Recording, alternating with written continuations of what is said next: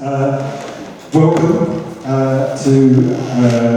I think it's the only Shoreham Hustings now with all the candidates for East Worthing and Shoreham, at least the ones who are campaigning for the seat.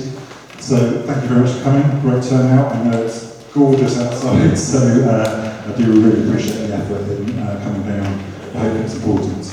It's been really touch and go this week about whether this actually happens because of the events on Monday, and I just kind of thought the most appropriate place where we start this evening is maybe, if you join with me, we have a minute of silence for the question.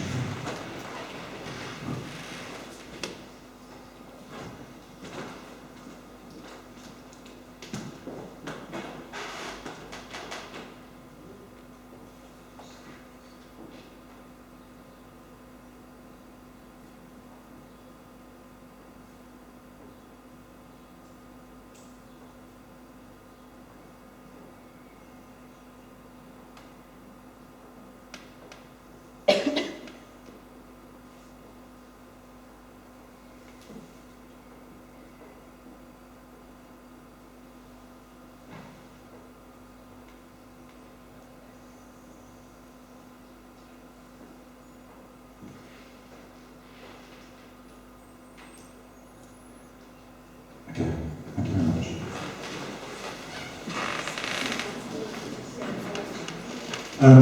I thought I'd explain, some of you might be curious about who we are as the organisers and why we're putting on tonight.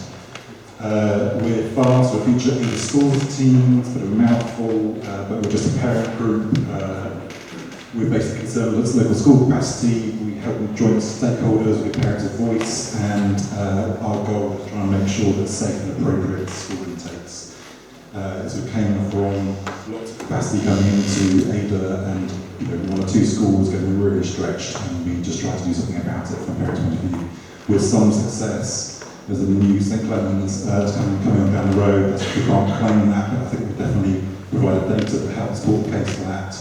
And also we got 250 grand from one of the housing developments to help hopefully provide more play space for Swiss Gardens, which is 500 yards from the school. So that's us. If you want to ask any more about us, there's people in the door or here or whatever, but that's all I want to say about us, because tonight is about these guys. The reason why we wanted to do a hustings was just because we've had county elections and we've had a general election, we're having the general election, and everything kind of stops a bit. And so we didn't really feel like we could do much on our normal goals. But we thought, what could we do and not pick sides, a lot of people at school as a group. And we thought actually the best thing we do is inform people about the choices they've got with regards to education. So in the West Sussex County elections, we just asked all the candidates their views and certain education, and we just published on the website all the candidates. And then tonight, we're just hoping to provide an education focus on the first hour that people can just get the views of this great broad range of people that are here tonight, and challenge them, ask them questions, hold them to account. And then in the second hour, we were asked to add a general issues thing, so there'll be a little bit of break in between, but that's why we're doing it. Okay. House rules. So it's my rules tonight. Sorry, but so we really encourage passion. What is this about? If it's not about passion, but we're not tolerate abuse, and if there's an abuse, we will ask people to. Okay, just to be clear. Brevity. We've got 6 candidates here, but lots of people want to ask questions, so if you do ask a question, all the candidates respond. We're going to try and hold them to about a minute and a half an answer, but I won't overly strict about that. That's what we're aiming for. If you do ask a question, try not to turn it to speech, just ask a question and let's kind of hear what they have to say. Hopefully a bit of respect for one another, and a high art, maybe a bit of empathy, and phones off as well, please. Okay, so I think the best thing to do to start off with is maybe get these guys to spend a minute, very briefly, just quickly introduce themselves. So I guess we're going to start at one or other end. Let's start. Sophie, do you mind kicking us off? Thank you. Hello everyone, I'm Sophie Cook and I'm a Labour candidate for East Worthing and Shoreham, and I'm living proof that we don't have to accept the cards we're dealt. I spent 4 decades suicidal because I was trapped inside the wrong body. I came out 2 years ago. I was a photographer for a Premier League football club, and at the time everyone said, a trans woman can't come out in football. And you know what, I'm still working in football. I get to speak at amazing places like Wembley Stadium and the TUC and Manchester United. I've become a TV presenter, and I'm getting to do amazing things like this. So the thing is, don't listen when people say that you don't get a choice. You can change the rules, you can actually stand up, and you can make a difference. And that's the whole reason why I'm standing. Because I want to make a difference for my kids and for their kids. That's me.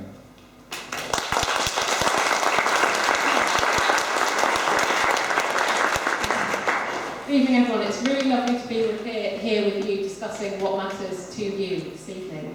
So I'm Leslie, I'm a Green Party candidate. I live here in Shoreham with my husband and my 2 children who are in local primary schools. I'm a school governor and I volunteer with homeless people, children and others, and in the local criminal justice system. So I know what matters locally. I've run my own business for 20 years, advising charities, governments, international organisations on poverty, tackling inequality and human rights. I know what our global problems are and how they affect our local problems.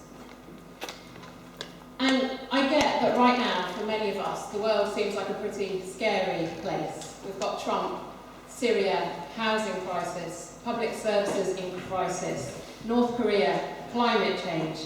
And what makes it all so much worse is this feeling that we've got no control over it. Voting sometimes seems pointless, and it's not always easy to tell one politician from the next. And it's at times like this that we have to dig deep. It's at times like this that we have to think big, we have to think bright, and we have to think bold. And we have to stand up for what matters. But old politics is letting us down. The Green Party is the only party that is committed to stepping outside of the box that says old politics. Old politics gave us the financial crisis. It gave us one of the most expensive education systems in Europe. It took one of the most efficient health services in the world and put it on the brink of collapse. We, with the Green Party, know that there is a better way to deliver change. So I'm here tonight to ask you to stand up with us for a fairer, greener future. To stand up for a new politics that puts people and the planet before politics and privatisation and profit. And to stand up with us for what matters.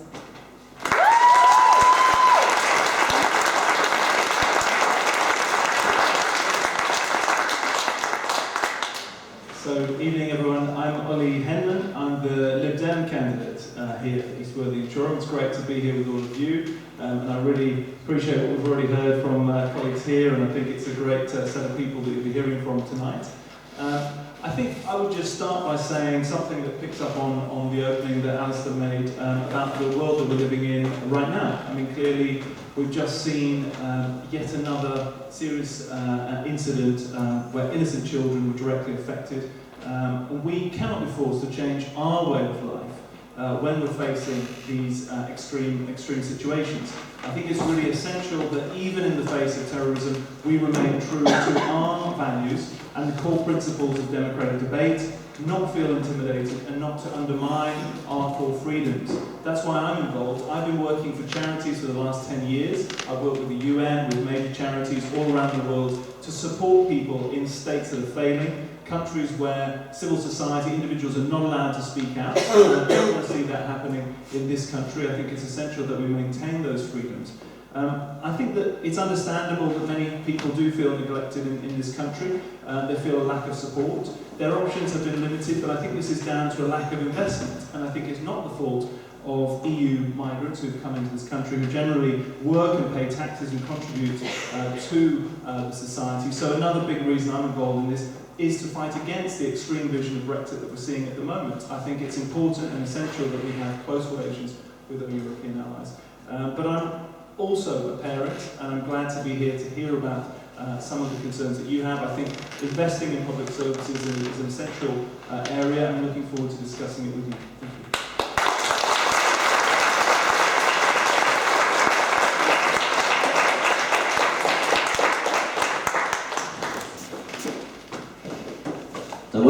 Right. Hi everybody, I'm Tim Dalton. I'm a Conservative candidate, and I hope many of you know I've been the MP here for the last 20 years. Just briefly, can I thank FAST for organising this evening. It has been a really difficult week for all the reasons we know, and it's a shame that some of the hustings we were hoping to have been cancelled, and hopefully some can be rearranged. And it's really important. I like doing meetings like this, and I organise many meetings like this of my own. I think it's really important that we have open hustings. It's really important that our young people are able to do hustings like this, which is why we're really keen to try and have some hustings in our schools and colleges over the next couple of weeks as well.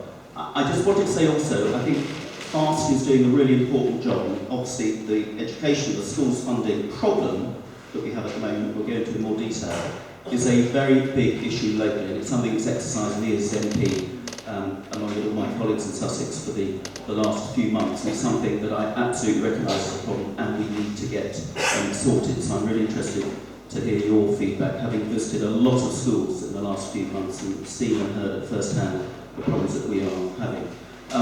But there are other issues in this election. I promised to try not to use the phrase strong and stable throughout this evening. But this is about education, absolutely, but it's also about, as you've heard from Leslie and others, the future of our environment, the future of our NHS. It's also about security, and it is also about Brexit. I'm really pleased that we have 7 candidates in this election.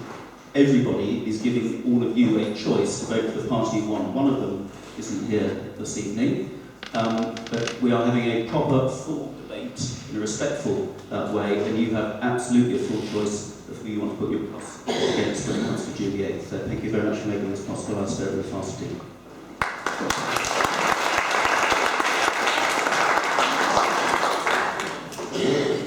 Hi, I'm Andy Lodge. I live in the constituency, and I'm standing as an independent purely because I want this constituency's interests to be represented. I'm tired of party politics. I don't think they get us anywhere. And I want our issues in East Worthing and Shoreham to be represented. My wife's a police officer, I'm a teacher, my daughter goes to local schools. I'm tired of us being tired all the time. I lived in the constituency for most of my life. I play sport for various sporting teams in the constituency. I'm a committee member of Worthing Cricket Club. I'm not going to say I'm the most East Worthing and Shoreham person I know, but I reckon I'm in the top 10.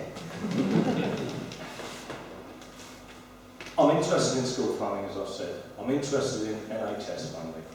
I'm interested in public services and infrastructure. And I want to fight for what East Worthing and Shoreham deserves. And as Tim rightly said, you've got a choice to who to put your cross next to, basically. And if that's me, I'd be exceptionally grateful. And I will fight as hard as I could for East Worthing and Shoreham.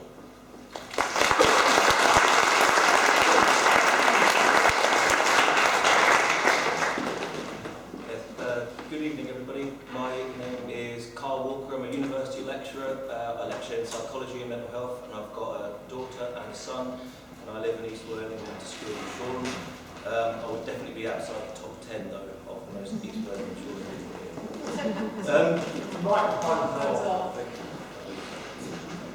Sorry, is that a little bit better? Yeah. I just said hello.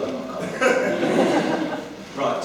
The reason I'm standing is the same reason I stood in 2015. My friend, whose job it is to find care for beds for children with mental health problems, called me a couple of years ago and said that there was a girl, a 15-year-old girl who was 5 stone. She was severely anorexic and she was dying, and my friend, whose job it was to find a bed, couldn't find a bed for this girl, not just in the county, but anywhere in the country at that point. She was calling all over the country. I do work with mental health service user groups in and around Brighton, and the problem is I felt I had to stand a couple of years ago, as now, because I can't do the work I was doing because of the cuts and the inequality and the way that it's ruining people's lives. We're told we have a humanitarian crisis in the NHS, and that the reason for this is, we'll talk about the reasons tonight. I would say that's definitely true, but when a local school in this town sets up a desperation day on June 5th so that parents can come and donate Pritt sticks and pencils and pens, that is a humanitarian crisis in education as well. Make no mistake, that's what it looks like when you go over to places, countries that are really experiencing proper humanitarian crisis. We're the 5th richest country in the world. This should not be happening. A lot of people will try and make this election some kind of referendum on Brexit. It isn't that. What it really is, it's a referendum on our attitudes as a country to those who are sick, to our children's education, and to those who are vulnerable and who live on low incomes. And I just hope that whoever you vote for at the end of this evening, that plays a big part in your thinking. Thanks very much.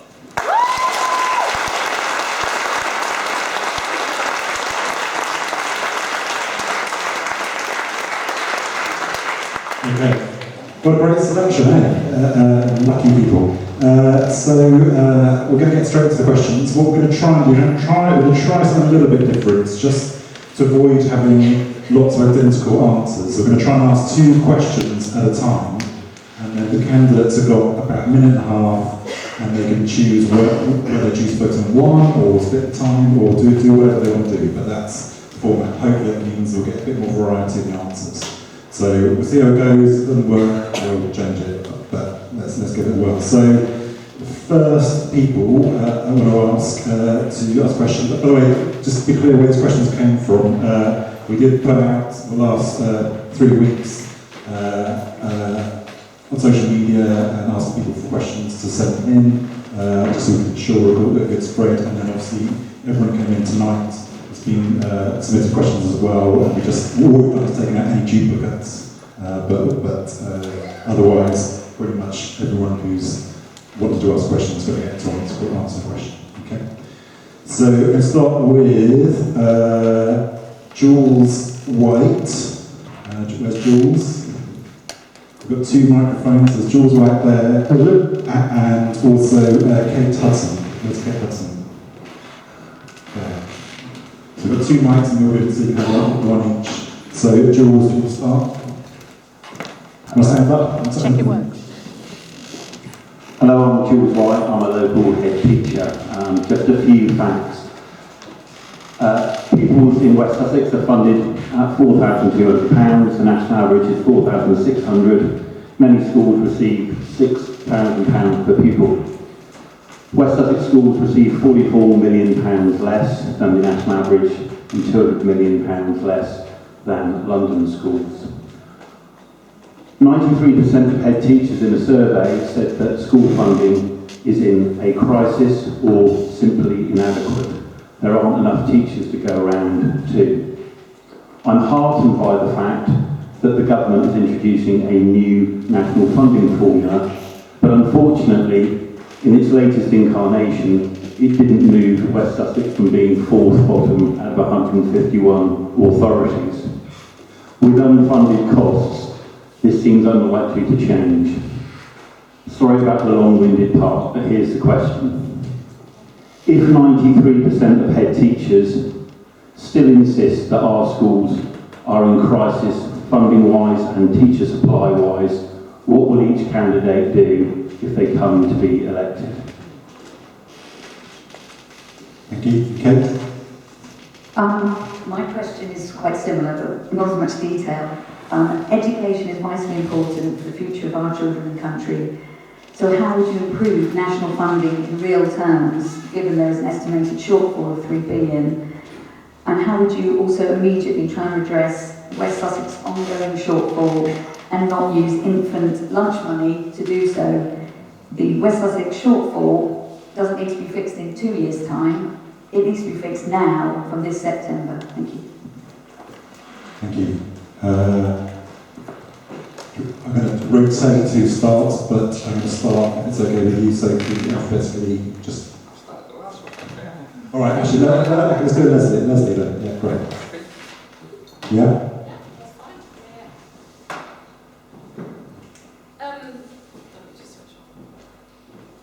Yeah, thank you for those questions. Our schools are at crisis point. I don't think anybody here can disagree with that. As a school governor, I'm seeing it. As a parent, I'm seeing it. I read the study with the 700 teachers. The new fair funding formula meant to redistribute unfair funding, no increase in the pot size. We know what the problems are there. But your question specifically was about our position. So the Green Party would properly fund our schools. So we would ensure that real term spending per pupil, not just absolute spending, increases and is protected, and we would put 7 billion in straight away. We would return all academies and free schools to local authority control. We believe there is no space for private, financially driven corporate bodies in schooling. The Greens believe that schools are a public good. They should be driven for the public good, and they should be driven by high standards and not profit. We would scrap SATs, and I'm pleased to hear the lower level, lower age group SATs have been abolished, but we would scrap the higher age ones. My son has just gone through the process with his peers, and 10-year-olds going to school early in the morning, every morning, to go to breakfast clubs, to pass exams, age 10. What's that telling our society? Oh, was that my time up? I've only just started. I'm really getting warmed up. We'd reduce class sizes with a long-term goal of 20 pupils per class. I think it's really important, and many of us don't know, and I didn't know, the number of children who have been taught in classes of 36 or more pupils has trebled in the last 5 years. That's classes of more than 36 pupils has trebled. Where's that going to be in another 5 years? That's my question. We provide free universal early care education, and we're fully committed to a fully comprehensive school system and are opposed to selection by ability or social class. My time's out, but we can talk about the funding. You can come and ask me other questions afterwards.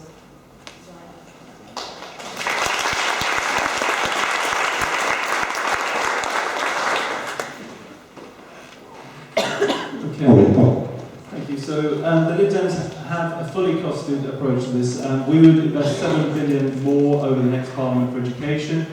We've looked at the books, we were in coalition as you know, so we know what's achievable, and we would pay for this by reversing the cuts to corporation tax that the Tories have brought in since the end of the coalition. We think companies should pay their fair share, they should be directly invested for education.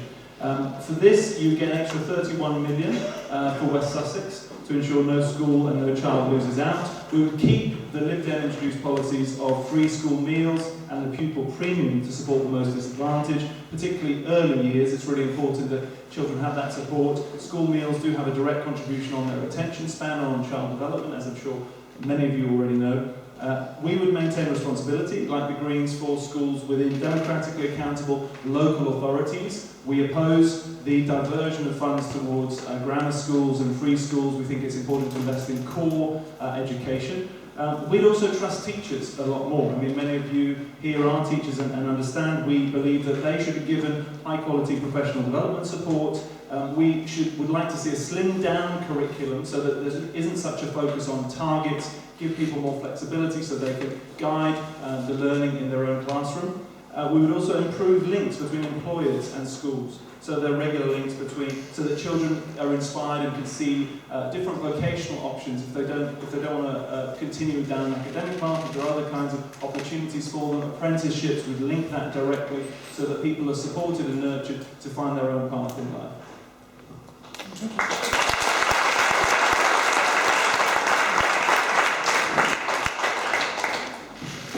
Right, let me just stick to this subject of funding, because there's going to be lots of other subjects to do with education that will come. And I absolutely recognise the points made both by Jules and Kate, and I've been working, as Jules knows, with him and a group of other West Sussex heads and all the West Sussex MPs, because the bottom line is we do not get a fair share of the cake in this county by a long shot, and we haven't done it for many years. And the accumulated effect of not being fairly funded means, I absolutely recognise, and we've seen it in the examples that Jules and others have given us, and I've seen in schools in the constituency as well, is that schools are facing very real challenges at the moment. There are 22 schools, I think at the last count, facing budget deficits. So this has got to be sorted.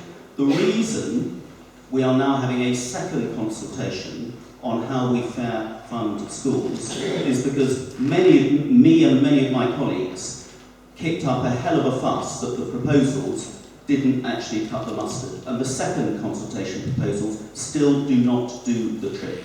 And Jules, as you have said, if you just had, say, 10% of that difference that equivalent schools in London get, an extra 2 million, then that will go a very long way to sorting out the problem. So we have to narrow that gap. Now what we've done last week is to announce, and we've shown where we're going to bring it from, and I'll come on to school meals later on, I'm sure it'll come up in questions in more detail, to put an additional £4 billion in, the result of which is no school will lose out on funding.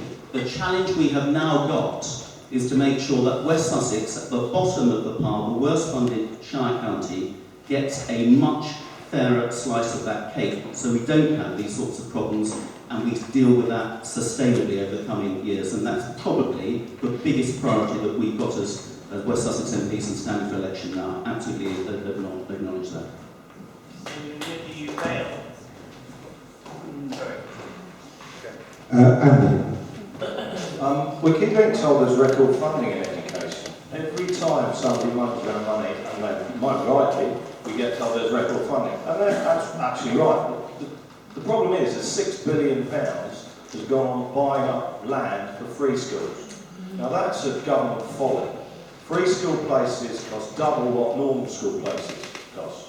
So you can't tell me that that's a good way to spend public money, especially when schools in West Sussex, Jules works at, and my daughters go to, when they're struggling and they're doing, begging for principles. And that cannot be right. Now, as an independent, I can't form a government on my own. I'd love to, honestly, it'd be brilliant, but I can't do it, all right? But actually, what I can do is fight for the constituency's needs. And the constituency's needs are, they need more money. Simple as, all right? So £6 billion on free schools that don't actually exist yet. All right? Just take that in for a second. Grammar schools, folly. No evidence that they benefit young people. Absolute folly. I think that was lifted from the UKIP manifesto, if I remember correctly. My job as an independent MP would be to keep MPs honest. They're only giving you part of the story. They don't realise that the public are a little bit more informed, but not all the public. So my job would be to inform the entire public about, well, hang on, this money's going in, it's not being best spent there.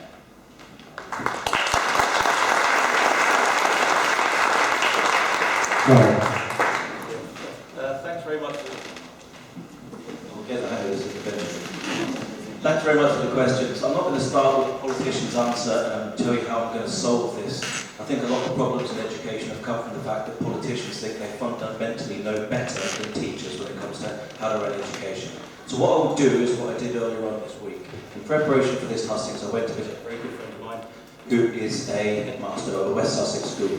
And I talked to him and I asked him, what's happening at your school? What is it that you want as a headmaster? What needs to change? And what he did was he went through and he told me about the need to halt and reverse the current round of cuts, the need to give money to schools rather than ring fence it, the need to bail out deficit schools, many of whom are not in a deficit as a result of their own bad money management, cancellation of free schools and academisation, and a lifting of the 1% pay cap on teachers' pay.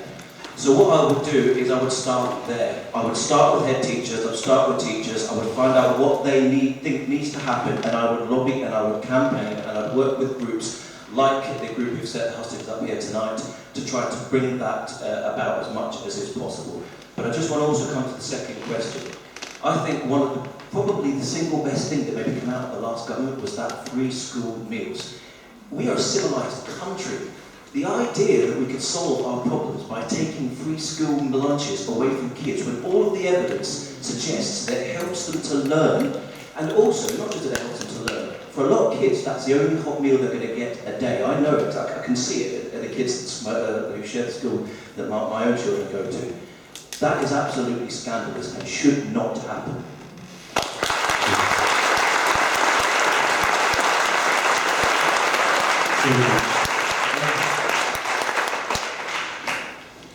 I mean, the first thing is that the national funding formula just isn't working. For our schools to get such a low amount of money compared with the rest of the country.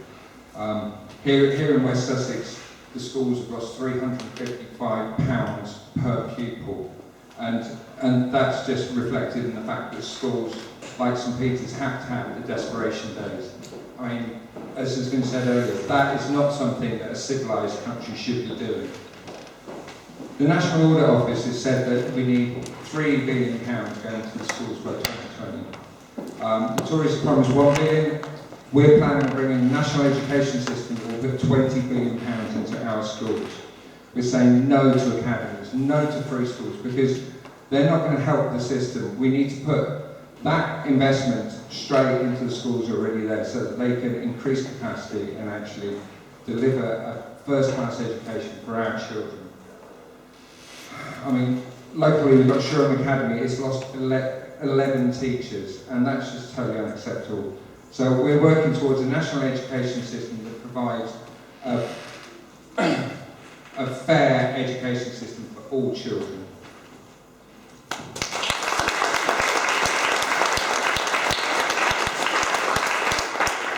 Okay, thank you all. We will open this out to the questions from the floor, and we're going to try and get through as many as the sort of pre-arranged questions as possible, just so we keep going. Got a question from Dawn Smith and Sarah Collins. It's, Dawn Smith and Sarah's there.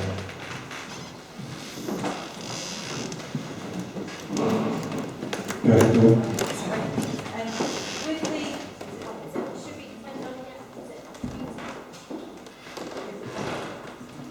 With the increased pressures on our schools to cut funding, I'm a parent, I'm a carer and I'm a school governor. I work in a school, helping a school with a big budget deficit. I would just like to know, with scrapping the universal infant meals and the introduction of universal primary breakfasts, who's going to be serving them? How's it going to be organised? Who's sweeping the floors? Just practically, how are we supposed to roll out these primary, infant, junior breakfasts? And Sarah. Hi, it's actually Sarah, but no one will want to know this one.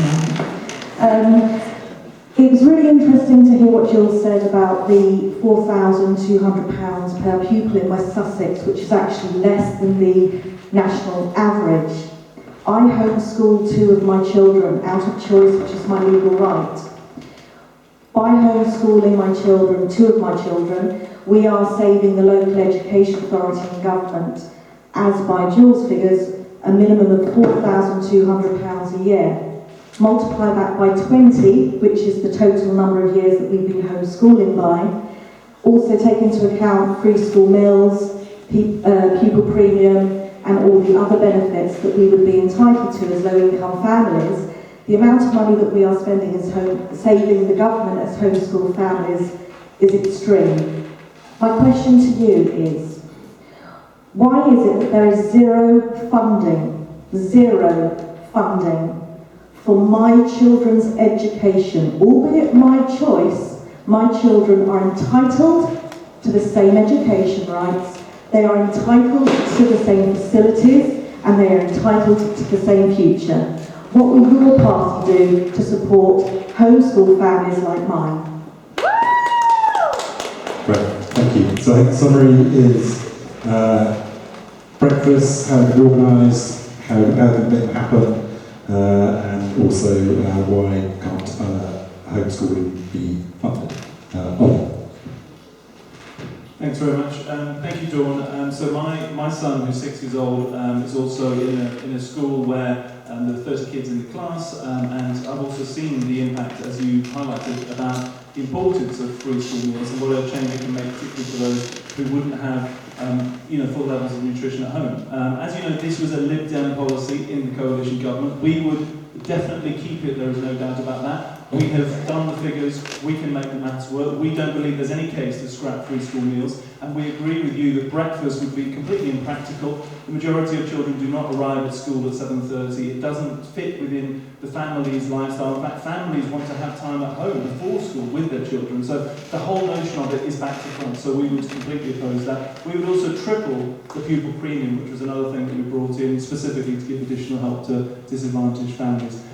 Just quickly on Sarah's question as well, on that particular issue, so when I mentioned before we would have a slimmed down national curriculum, there's no reason in my mind why that support couldn't also be provided to people doing homeschooling to make sure they have access to some of that same slimmed down national curriculum, some of the support and mentoring that would go alongside that.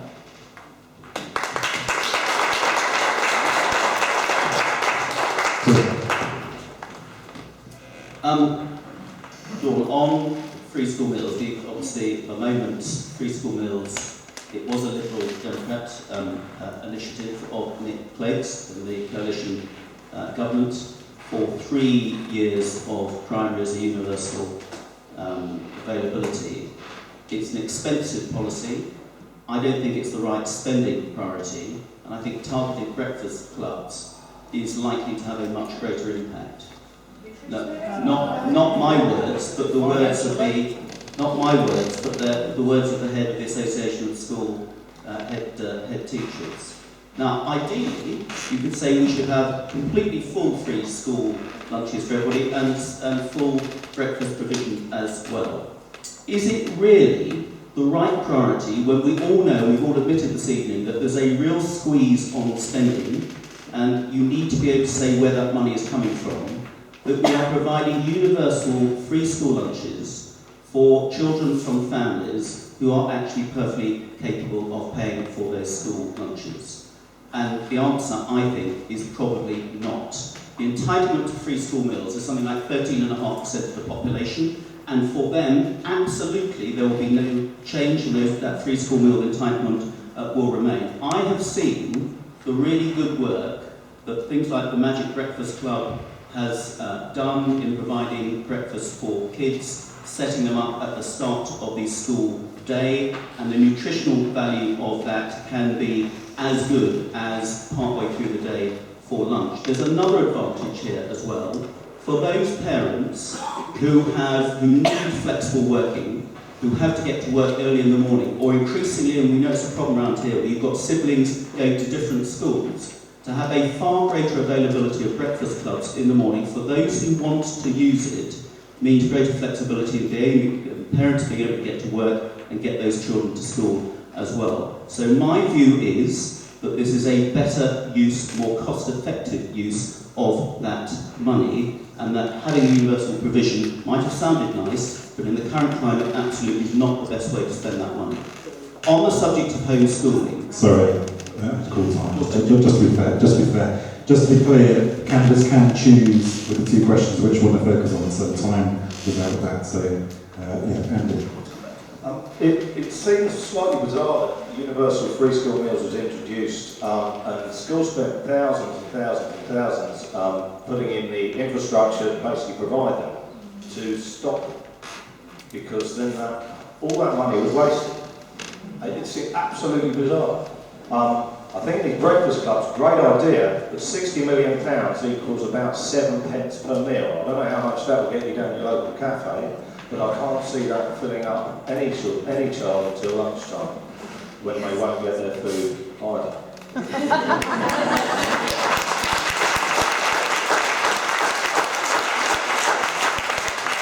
So, actually, these proposals that have been put on the table are pretty awful.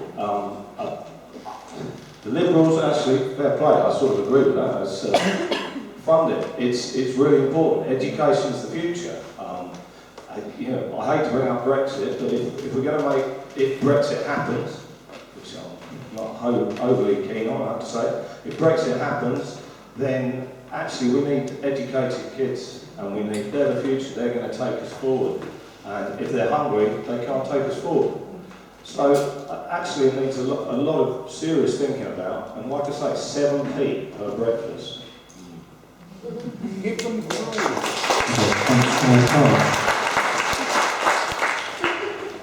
Yeah, I just want to, I'm going to answer your question, Dawn, and yours too, Sarah, but I just want to quickly pick Tim up, because it's really important on something he said. He said, we know that it's a squeeze on budgets. This squeeze isn't being done, folks, by some external force. It's not somebody out there who's squeezing.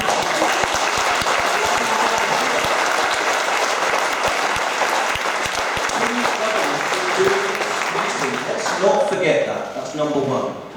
The reason that this came in as part of Nick Clegg's coalition policies is very clear. He understood the sheer damage that was being done by all of the other policies of the coalition. He had to mitigate it in some sense with free school meals. It was part of the whole package because of the bedroom tax and the benefit cuts and the increase in the stagnating wages that have happened over the last 4 or 5 years. People need free school meals. But coming back, Dawn, to your specific point, which is how is it going to be done? And the honest truth is, nobody knows. It's not really been thought about, has it? And that's not good enough. You know, people rely on this, and schools need to know they need policies that are developed that they can actually work with. And that one just hasn't even been thought through. It looked like a couple of people in the pub just thinking, oh, yeah, let's just try that. But the answer is there is no answer to that. Sarah, I'm so sorry, I did not know about the plight and the funding of homeschooled children, but I would certainly support what you've said, because I can't see any other reason why you shouldn't get the same support as children who've gone to schools.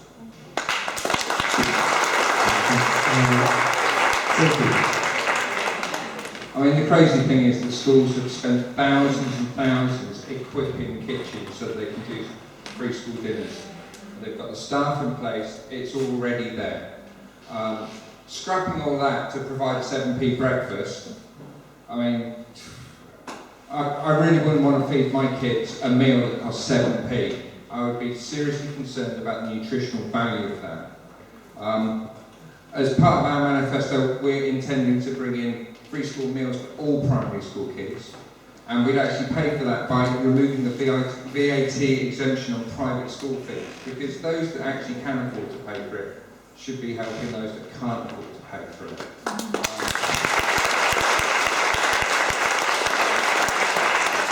And to this point about flexibility and sort of breakfast clubs allowing parents that have got kids at multiple schools to get them in, schools already run breakfast clubs.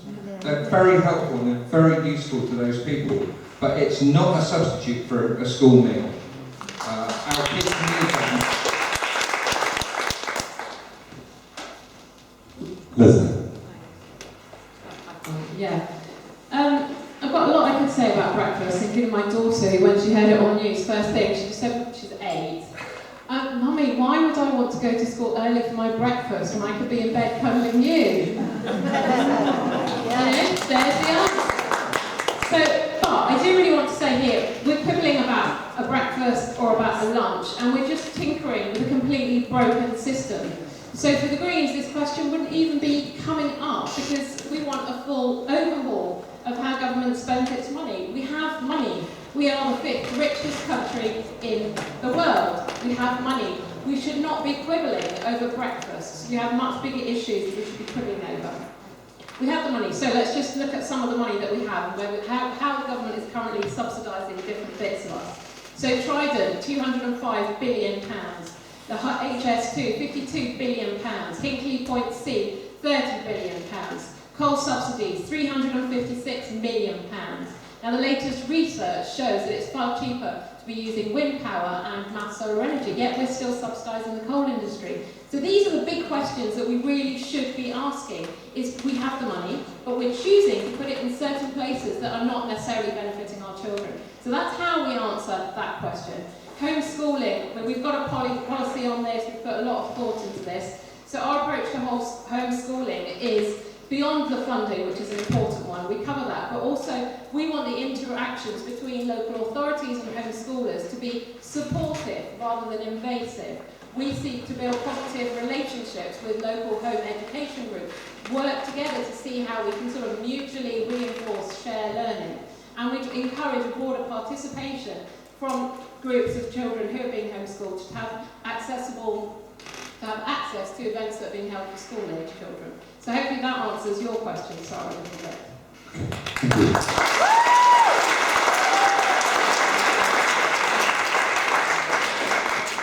How's the format working? Is it okay? Good. Right. This is a bit of take a question from Gabrielle Chris. Put your hand up. Where's Gabrielle? There you go. And also I'm going to break the rules a little bit and also ask one that's been submitted in advance in writing. The person is here, but they were a little bit too anxious to ask. So I will ask the question, if that's okay. Okay. Hi, Gabrielle. my name's Gabrielle Crisp. I've got 5 children and I'm a sixth form teacher and I've lived in Shoreham for 26 years. A lot of young people I come across in my sixth form and at the last general election as well don't know how to vote. They don't understand the democratic process, they don't understand the electoral system. And my first homework that I gave out to all my sixth formers when the election was announced was they must register to vote, and they wanted to come and show that they've done it. But in the absence, but I don't have to say I can't tell you how to vote. Obviously, that's up for them to make their own minds up. How can we get people more involved in understanding the process? What does the panel think about citizenship or civic education or political education? And what does the panel think about voting at 16? Okay, and the second question is quite a simple one. Why do you think more teachers are leaving the profession than joining it? Okay, so 2 questions are. So one is about how can we get young people more involved in democracy and voting, and the second question is whether more teachers are leaving the profession than joining it. Tim, you are first. Okay, really good question, Gabrielle. We could spend all night talking about this because it's a really big subject for me, formerly as a Minister for Children and Young People. And one of the things I did a lot with was getting young people engaged in their communities, involved with the UK Youth Parliament, promoting youth mayors, youth councils, youth cabinets, to make sure that people, 1, realised that they had a voice, and 2, were able to use it most effectively.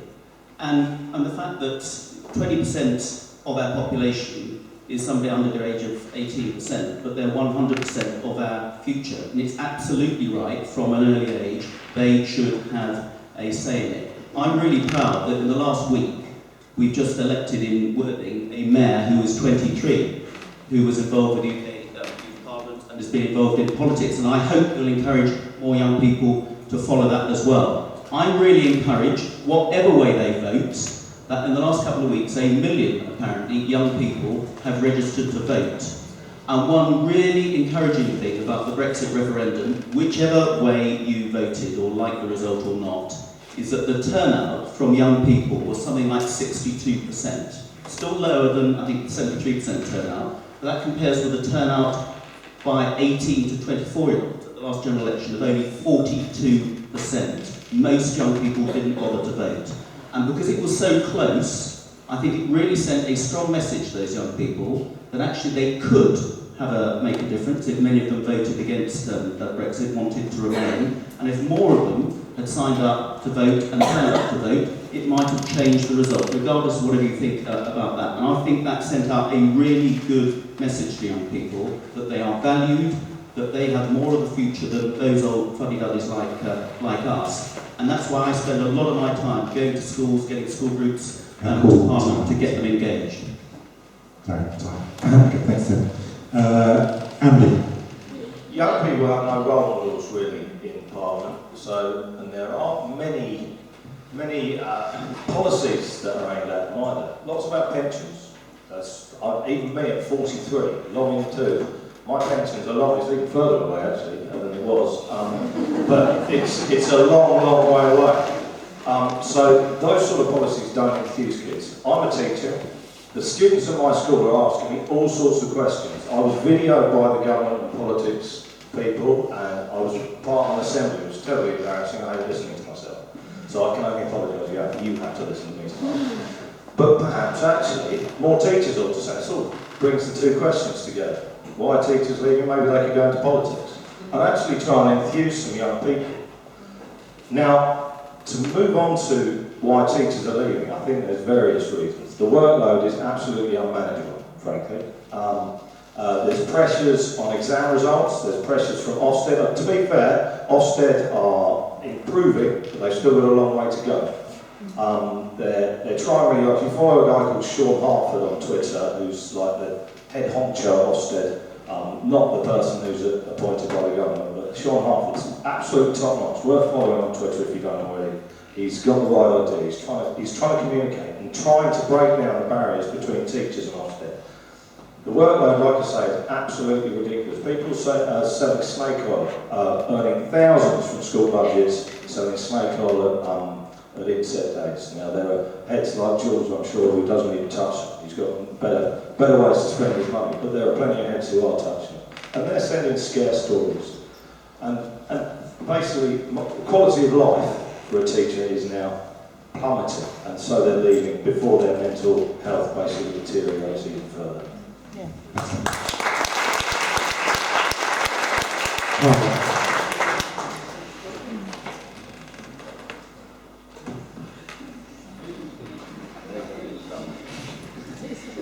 It's either on or off. Right, okay, that's a really good question. I work at the University of Brighton. We have a similar concern. I work at the University of Brighton. We have a very similar concern, and because actually what's happening in your sixth form is also happening for our undergraduates. And that is the situation is they don't understand why they should vote. They don't know why it's relevant for them. And as any teacher in here knows, what you do to try and make things relevant and interesting to people is you start from where they are. You don't start superimpose why I think politics is important. You start with the things that are important in somebody's life, and then you build a conversation about politics around that. So we started this scheme at Brighton University to do exactly that across all of our courses. And the people who did it are from all sorts of different political backgrounds. It was non-party political, but what we wanted them to do is to start thinking about and debating and understanding why these things are really, really important for them. My worry is I think that's something that should be embedded much, much earlier. And I know that's very hard, the way that the curriculum is, and I'm sure we'll come on to the curriculum later, but there's not a lot of space for things like citizenship and civic roles. But I think that's really important, and it should be embedded much, much earlier.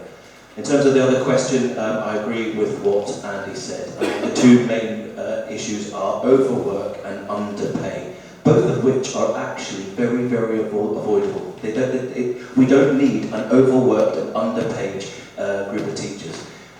It's really important. That just dawned on me when I was thinking about this the other night.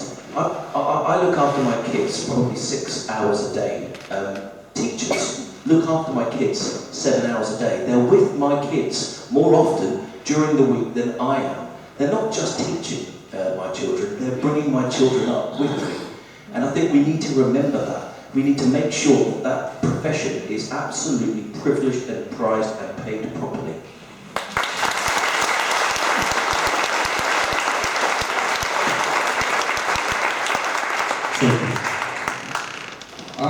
Well, first of all, my son is 16, he's got special needs, and because he's never going to attain a level of education that other children might, they spend a lot of time learning life skills. And I personally believe that's something that all children should have. Being taught how to use public transport, how to run a bank, how to do budgets, how to actually vote, and the importance of voting. I mean, I joined the Air Force at the age of 16, but I wasn't old enough to vote. I was old enough to train to go to war, but I wasn't old enough to vote for the politicians who would send me there. This election, we have seen record numbers of young voters actually registering to vote.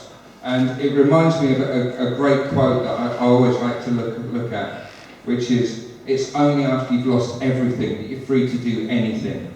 And I think that the situation has got so bad for young people that they've suddenly gone, you know what, we've actually got to do something, we've got to have a voice. Because that's it, they didn't see a point, they saw that all politicians were the same, there's no difference between the politicians, but you know what, there is a difference. And it's getting that message through to them that, you know what, you can make a difference, you can stand up for yourself, and you can make things better. And that's the problem. They felt so disenfranchised and so lost for so many years that they didn't see the point. So we're going to bring in voting at the age of 16 because that's really important. They're old enough to get involved in so many things that they're old enough to actually have a say in their future.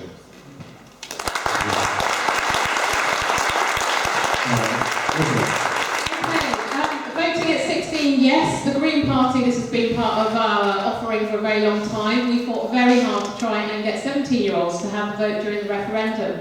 Had we been successful, the results would have been very different from how we've seen how young people have voted. So they weren't allowed to vote, and their future has been hugely affected by this. How, we don't yet know. So yeah, voting at 16, definitely. Civic education, definitely. How to engage the 40% of expected young people who are expected not to vote.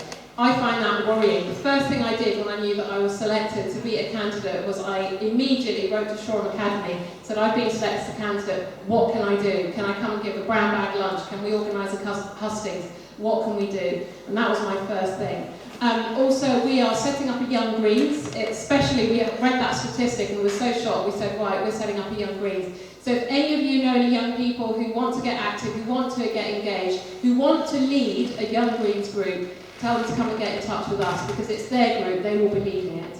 But again, tinkering around the edges, why are people not voting? Many reasons, but a really big one is the wasted vote. People feel their votes are being wasted. So last estimates, 2015 was 70+% of votes were actually wasted. What kind of message is that sending to young people? Well, why should I bother voting? Because actually, it's not going to make any difference.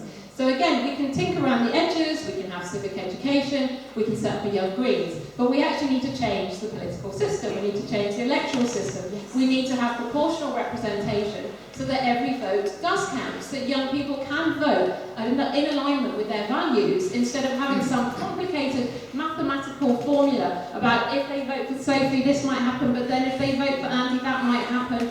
And of course, that's incredibly complicated. So PR, we got 1 million votes. Sorry, just to be fair, it's called now. Okay, and I didn't have time to answer on schools. Okay. But All right, sorry.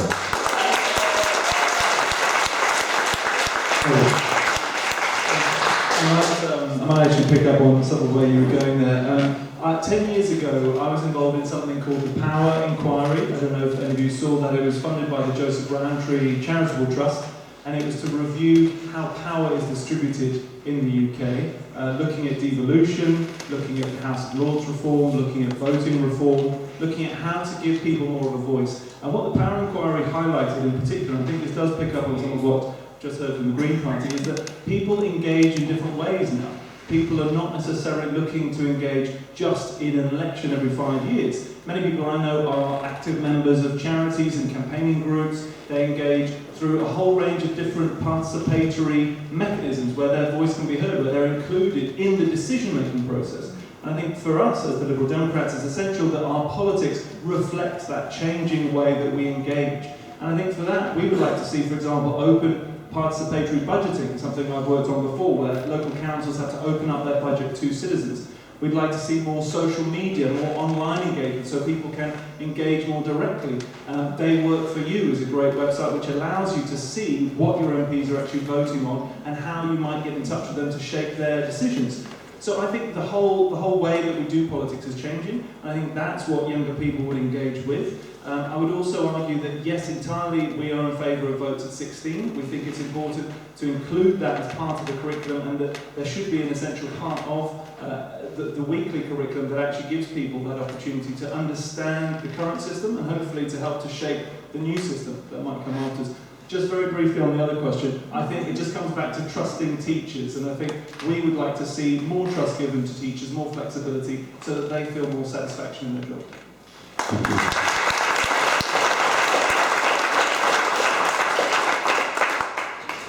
Was it wrong, wasn't it? So these two questions are quite similar. I will get, it's Tim Wither, just there, and Jennifer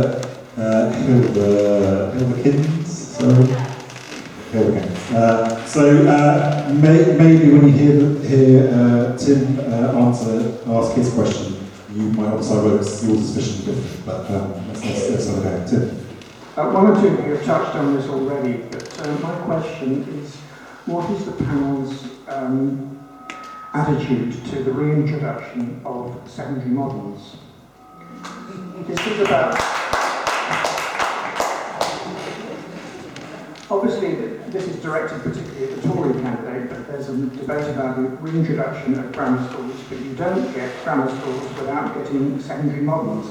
You might flinch at the term secondary modern, but there will be institutions set up where 80–90% of children will have to go. Yeah. Thanks. Jennifer, is your question? Sorry? That covers it? Okay, brilliant. Okay, so basically secondary moderns, grammar schools, and first in the line is Andy. This is all about choice, we keep being told. The only choice a parent has over grammar schools is whether their child takes the exam. From that point onwards, every choice is the grammar school's choice. Yeah. Alright? Now, I don't know about anyone else, but I've never heard anyone, and this isn't slating secondary moderns at all, I've never heard anyone say, please, can my child go to a secondary modern? It just doesn't happen. The grammar school is this thing, sort of pie in the sky that everyone's aiming for. Every time I think of grammar schools, I think of the opening sequence to Monty Python's Quest of the Holy Grail. with the grail shining in the clouds. But unfortunately it doesn't really work like that. That there aren't any teachers. Who's going to staff these grammar schools, for a start? And actually, as you say, what happens to the other 75–80%? They end up, they're sort of the forgotten people. You failed. Sorry, at 11 your life is over. I do not agree with grammar schools one iota. I think they're an absolute failure.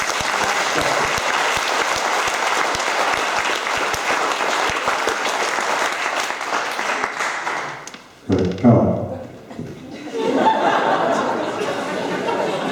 It doesn't like me.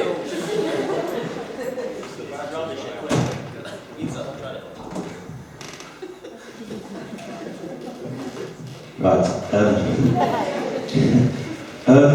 I think it's a very good question. I'm amazed that in 2017 we are having a conversation about grammar schools. I genuinely am amazed. I thought it had disappeared with cholera in the plague. I thought that was it was something. I thought it was something in our dim and distant past. What grammar schools do is they entrench inequality. That's the whole grammar school secondary model set up entrenches inequality. I see students at the University of Brighton who dropped out of school, who didn't do very well at school, who thought they were not good at education, and sometime later in their life they picked it back up again because they were ready to study at that point. And some of those people have gone on to do PhDs, extremely clever people, but they would have been rejected from education at a very early age with any kind of grammar school situation. I'll just say one quote which really highlights my own view on this. And this is from Sir Michael Wilshaw, who was the former Chief Inspector of Schools, at a speech to the London Council's Education Summit. The notion that the poor stand to benefit from the return of grammar schools strikes me as quite palpable tosh and nonsense, and is very clearly refuted by the London experience. This is why I'm no doubt that a return to selection would be a profoundly retrograde step that would actually lead to overall standards sliding back, not improving.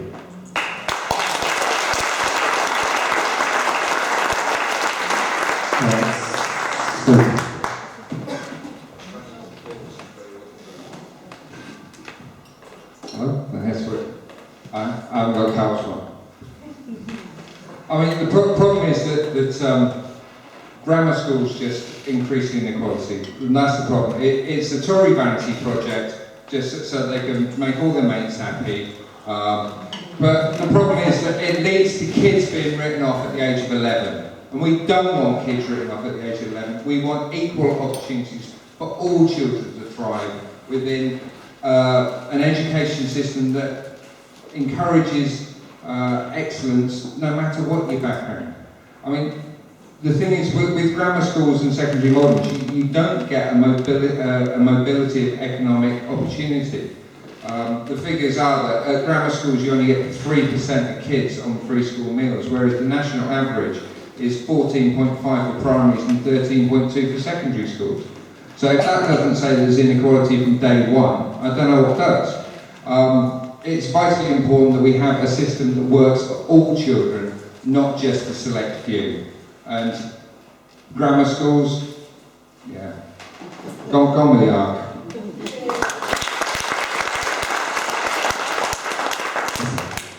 When UKIP introduced the idea, everybody laughed and giggled, and it was like, that's ridiculous. And yet suddenly, magically, through the back door, it's mainstream Tory policy. And that's all I've got to say, actually. We would never ever support grammar schools.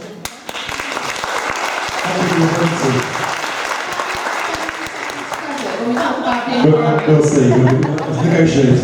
Right, Ollie. I can also join the growing call for no grammar schools.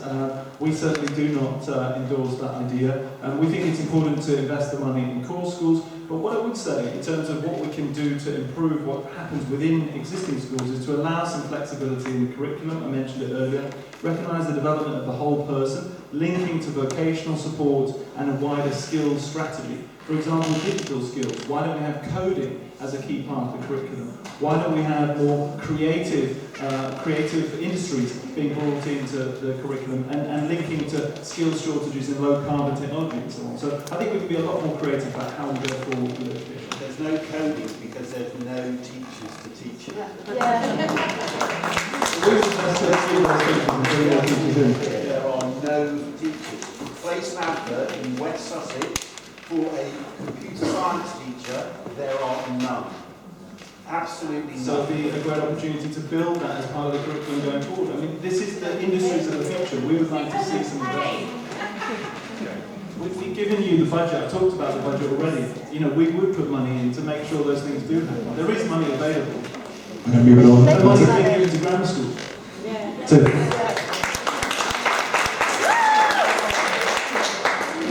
I think that last point about what we teach our kids, I mean, the vast majority of jobs available in 10 or 20 years' time are jobs that won't happen now, and we have got to have people in our schools teaching the skills of the jobs of the future, and we've got a lot of catch up to do with that.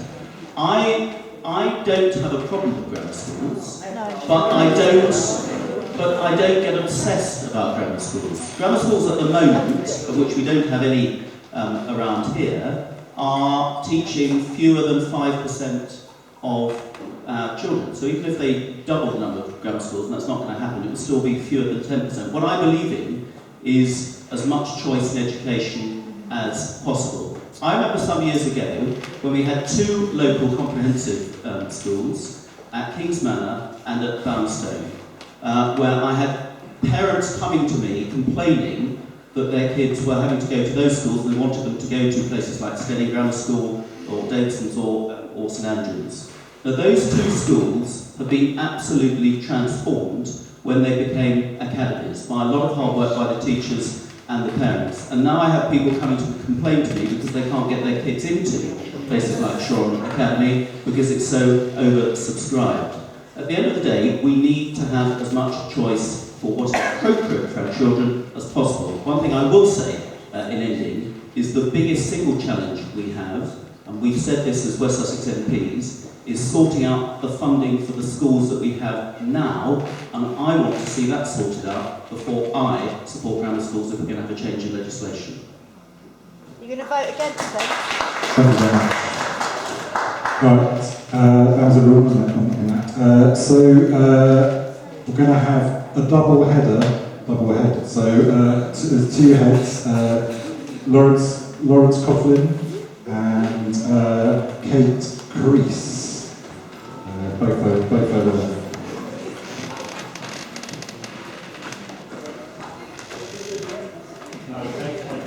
I think my question has pretty much been answered. I think the answer is probably not a lot, because I've listened with great interest as to what parties are proposing to offer schools in terms of additional funding. Don't worry, the election's coming, you're going to get more money.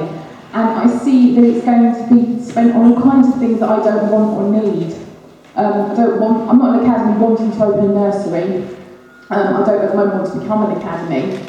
I've currently got sports funding coming in and I can't use it to spend on the things that I really need to do with sport. So my question is really simple. When am I actually going to get some money that I can actually do something with to help my children? That's what I'd like to know. And I think listening to what's been said, I don't think anyone knows the answer. I think you summed it up really well when you said actually there isn't an answer, nobody seems to know. So maybe I'll just hand over to Lawrence, unless you do have anything to say on that. Lawrence. Hello, my name's Lawrence Copley.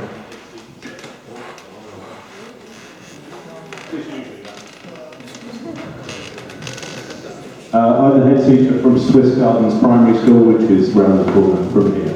My question is about assessment and testing, specifically in primary schools. I've worked in primary schools in West Sussex for 27 years, and year on year I've seen the stakes and the pressure raise every year. I'm actually tempted to ask the panel if any of you know what a frontal adverbial is, but I'll move away from that. My question is,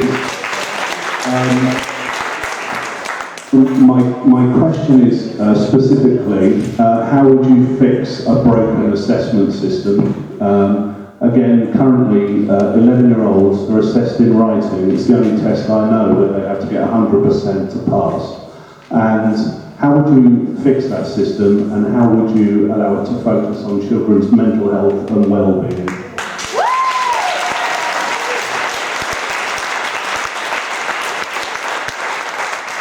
Thank you. I mean, I think it was quite a brutally simple question in Kate's thing, which was when we're going to get the money when we promised.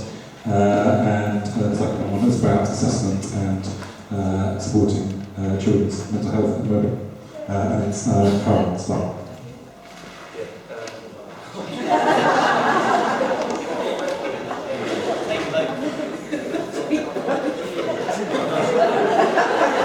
Hello? Right, okay. Thank you very much for that question.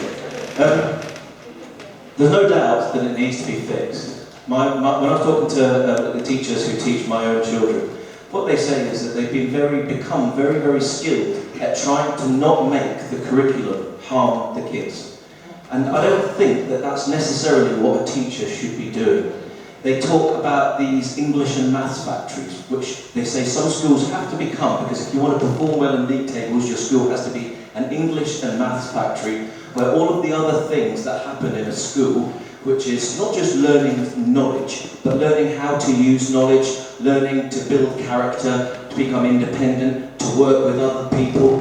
A lot of these are really, really important in our schools. At the moment, teachers are still doing these, but the problem is they're fighting against the curriculum in order to do them. So in short, what would I do? I would certainly start from the teachers. I would start from the teachers and the head teachers, and I would say, what kind of curriculum do you need? And then out of a curriculum that was designed by them. To the best of my knowledge, in 2008, work was underway to develop just such a curriculum. One that was far broader and that allowed for exactly the kinds of things that you're talking about. And then what happened was we had this kind of ideology suddenly sweep into education and put together a curriculum that is not fit for our children and that is harming them. So I will go back to that point in 2008 and I will start again, because something has to change with that curriculum.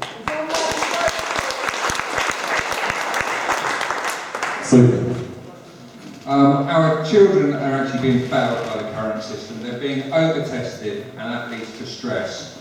And that then leads to the mental health problems, of course. 50% of mental health symptoms actually present themselves by the age of 14, and yet only 8% of the mental health budget is put into children's mental health. That needs to change. Suicide is now the biggest killer for boys between the age of 5 and 19, which is a disgusting statistic. We need to make sure that our children aren't under additional stress at school purely because of testing.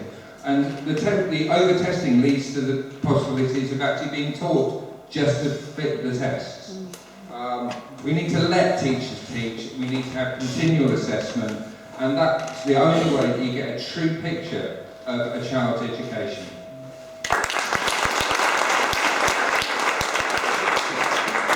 Thank you. I'm sorry to the lady in orange if you felt that the panel was saying that actually you wouldn't be able to spend your money, because that's absolutely not at all what I would be saying at all. So you would have the money and you would be empowered to use it. I think in terms of the testing, I mean, Ofsted themselves have said the much greater attention given to the tested subjects restricts the time available for other subjects and activities which can most interest and challenge pupils. So again, the cuts at schools have meant that the focus is on the English and the maths. And if our children want to have music lessons, people will come, but you pay them to help your children to learn music, which means that those parents who can afford it, their children are able to do music. And I know there are some subsidised, but it's not the same thing. We've got a system of haves and have-nots in the school. So getting rid of, hopefully, a focus just on English and maths through abolishing the SATs, hopefully will empower teachers to be able to design the curriculum as they want. So that's one thing. The other thing is the SATs, again, no evidence they actually work. So Cambridge Primary Review said there's no evidence the end of key stage tests have led to individual pupils reaching higher levels of attainment than they would have done if the tests had not been introduced. So we know the tests don't work. So not only do they not work for the pupils, they're stopping pupils from learning other things that they might want to learn. So I think it's high time that we actually did scrap them, and I'm very happy that the first stage of the SATs have been abolished. And now we all need to campaign really hard to get rid of the second stage SAT. Is that the end of my time? Yes.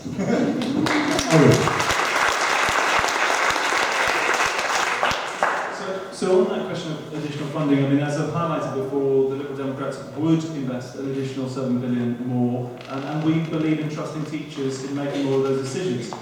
We believe in empowering teachers, raising the status of the profession, and supporting teachers through whatever support they feel is most appropriate. So it's not for me to decide that for anyone else. And we would also abolish that 1% limit on teachers' pay rises. We think it's important to tackle unnecessary workload that teachers have, look at longer term outcomes, make sure teachers are not being asked to do too many different things and are allowed to actually focus on the core teaching. We'd also put in an independent education standards authority, separate from the politicians, so it isn't subject to constant political meddling as we've heard before, to actually allow that longer term planning to come in.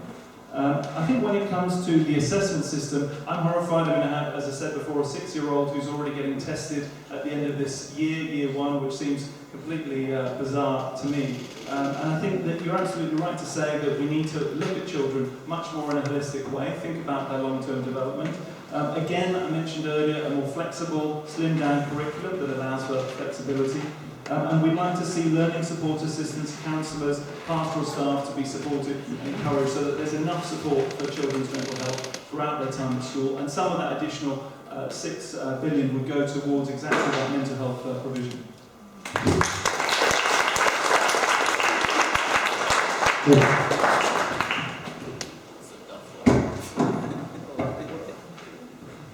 Is that one working? Right. I think, and I agree with much of what's been said, we probably need to test less and assess better. And there has been, I think, over many years, a move to test for the test. And that's not what education is actually about. What we need coming out of our schools is well-rounded children who've had a good education, who've got the basic academic skills, but have also got some life skills to set them up for their careers and wherever they're going on to after school, and have got resilience. And that's something that the current education secretary is very strong on. And it was her who scrapped the initial set of SATs, and I think we might see some more progress there. Because I do think we put our kids under a lot of pressure, not only through what's in the curriculum, and we've heard this evening, lots of people saying more things should be on the curriculum. The problem is there was too much on the curriculum, and it got completely crowded out, so that there was little time left to teach our children the basics of what they need to be taught. Now, having academies and freeing up the curriculum was about giving individual schools and heads more freedom to decide what was best and most appropriate for those children. And mental health, I think, is one of the real challenges. And Sophie is right, it does start early. It starts a lot before 14 as well. If you are a 15 or 16-year-old suffering from some form of depression, then there's a 95% chance that your mum had some form of perinatal mental illness when she had you in the first place. We have got to do so much better about identifying, supporting and helping mental health, and at a really early age, particularly with pregnant mums as well. That's why I'm pleased that the Prime Minister gave, at the beginning of this campaign, a high profile to mental health and particularly getting better mental health in schools. We have not done nearly as well. We've got to do a lot better. We've all got rid of our councils. Okay, Andy. That was apparently working. Right, educated as a former school governor, a secondary school in the constituency in Worthing, I've learned quite quickly that education funding is very divisive. So you can actually bid for money if you're an academy. There's only certain pots available for academies. There's not available to local authority schools. There's no justice in that at all. So why not just fund schools and trust the teachers to spend it when they see fit? I've never understood why a politician is, I can't think of a better word than arrogant enough to suggest how teachers should do their jobs and how they should spend their money. But they seem pretty willing to do it. So, personally, I'd say, here's your money, spend it how you like. Yeah, if the politician will let you do that, I'll eat my trousers. As far as testing goes, testing's abysmal. My daughter just sat through her Key Stage 2. She took herself to bed early the night before, visibly upset. Got up in the morning, I have to leave very early before she gets up, and she was in tears in the morning. That's what testing does to our young people. She's a pretty solid young girl, actually. She's intelligent, she's bright. Her teachers tell me she's brilliant. I obviously take an interest in her education, but I trust her teachers to be able to assess what she's like. And they tell me she's reading brilliant. She's reading loads of books that possibly I couldn't read. And she's doing lots of maths, which is chip off the old block, being a maths teacher. So she's doing brilliantly, yet she's stressed about it. That's awful. How can we have a system like that? The Key Stage 2 exams actually determine the spread of grades for GCSE as well. How does that work? There's years between them. So it needs looking at. Teachers should be trusted. They're not currently trusted. Why don't we try trusting them? You never know, it might work.